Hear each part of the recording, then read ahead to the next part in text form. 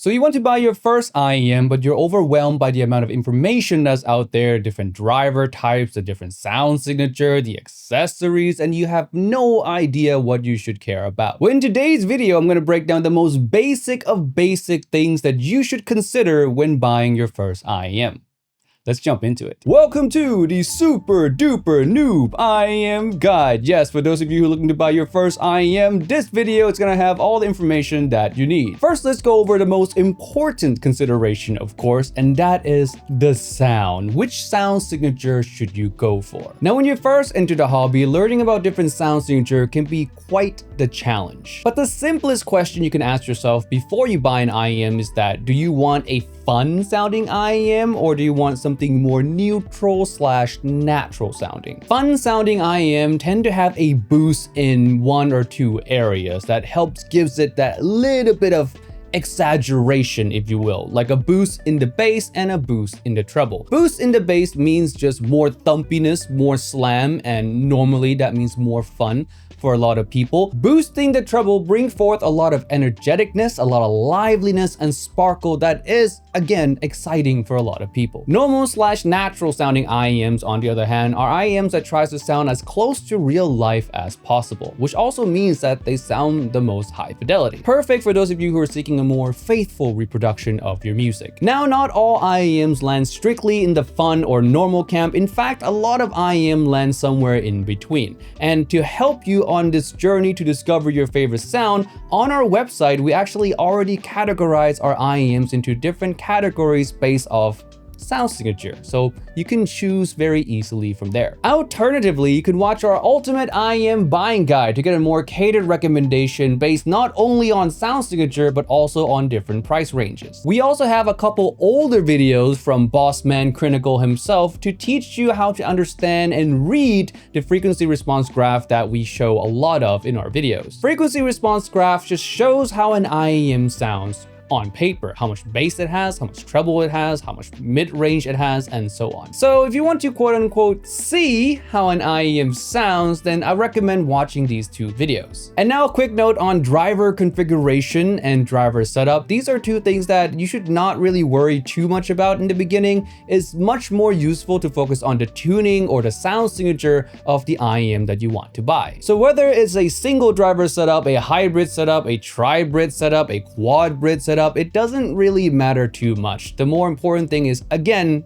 the tuning. Now, of course, the sound is not the only important thing to consider when buying an IEM. I would say an equally as important thing would be fit and comfort. If it ain't fitting right or it hurts when you wear it, you're not gonna wear that IEM for long, even if you love the sound. Now, of course, the best way to test fit and comfort is to simply come try the IEMs yourself. But let's face it, that's not a luxury for majority of people. So for those of you at home, here are a few things to consider when it comes to fit and comfort before you buy an IEM. The shell, the nozzle, the venting, and the accessories like ear tips and cable. Let's first start off with the IEM's shell. Now, there's really no easy way for you to find the perfect fit shell-wise for your ears when you can't try it. But the golden tip I can give you here is to find an IEM that has a pseudo-custom shape, which means that it's molded to be more comfortable on human ears, or go for an IEM that has a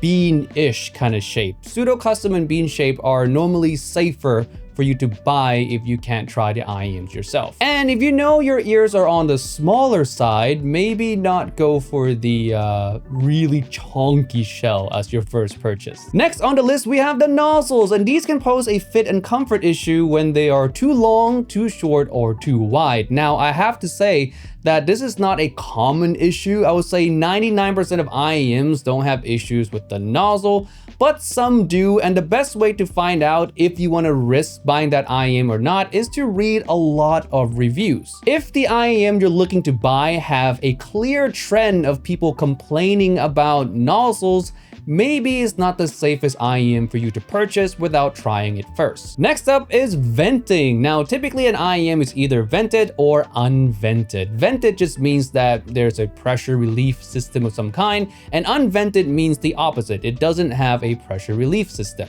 which could cause pressure pain in longer wearing sessions. Again, I must say, not everyone experiences pressure pain. I rarely do, for example, but I know some people who are very sensitive to this, and there's not really a good way to find out if you're sensitive to this issue or not until you've tried some unvented IEMs. But if you want to stay on the safer side, of course, vented IEMs are going to be the better choice. And how can you tell if they are vented? Well, most of the times you'll see the vent on the IEM. And I would say this, that most IEMs are vented, so you don't have to worry too much about it. The only exception would be IEMs that utilizes full balanced armature setup, which means that the only type of driver in that IEM are balanced armatures. Now, a lot of those are going to be unvented, so just look out for those. And now let's move on to accessories, and let's start off with the most underrated accessory in the IEM market, the ear tips. Ear tips play a big role not only in comfort, but also in how the IEM sounds. In the context of comfort, it's more about finding the right size for your ears, and this can vary between IEM to IEM. From the sound perspective, there are quite a few things to talk about, but for the purpose of this super noob buying guide video, the most important thing regarding sound is for you to get a perfect seal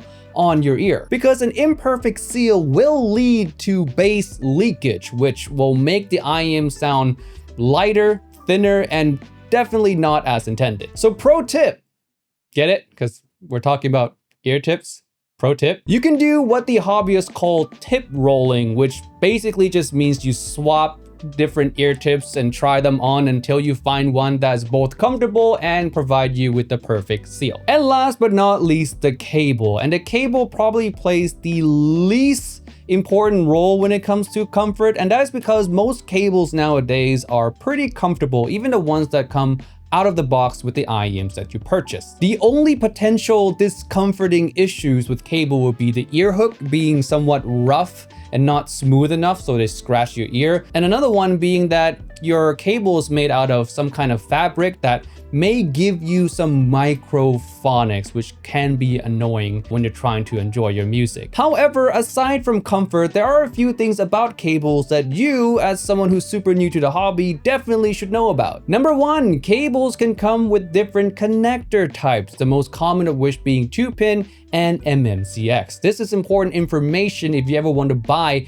aftermarket cables. You have to make sure that the connector will fit the IEM that you're buying the aftermarket for. Pay special attention to 2-pin connectors because these guys come in various different form factors and sizes. Number two, cable materials like gold, silver, copper, silver-plated copper largely doesn't matter and shouldn't be a consideration when buying an upgrade cable. Buy aftermarket cable only if you want to upgrade your comfort level, or like most veterans, to color match your IEM with your cable.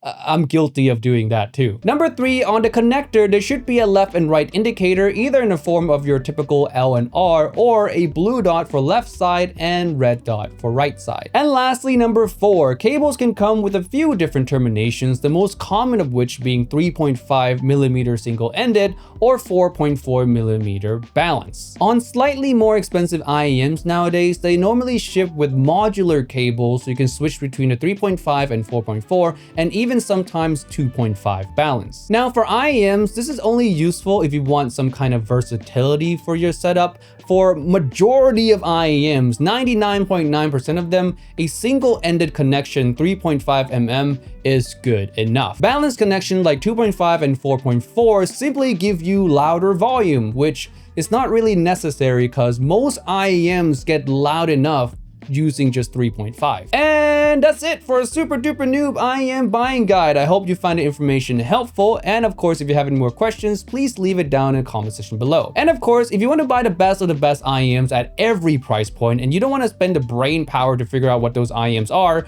we already did the legwork for you at Hangout.audio, or online retail store. On Hangout.audio, we already combed through almost the entirety of the IEM market and curated a list of the best at every price point. So rest assured that whatever IEMs you buy from us are already gonna be some of the best you can find at a given price. On top of that, we also do free international shipping on orders over $30. And with all of that said, remember friends, if it's not on the list, it doesn't exist. See you next week.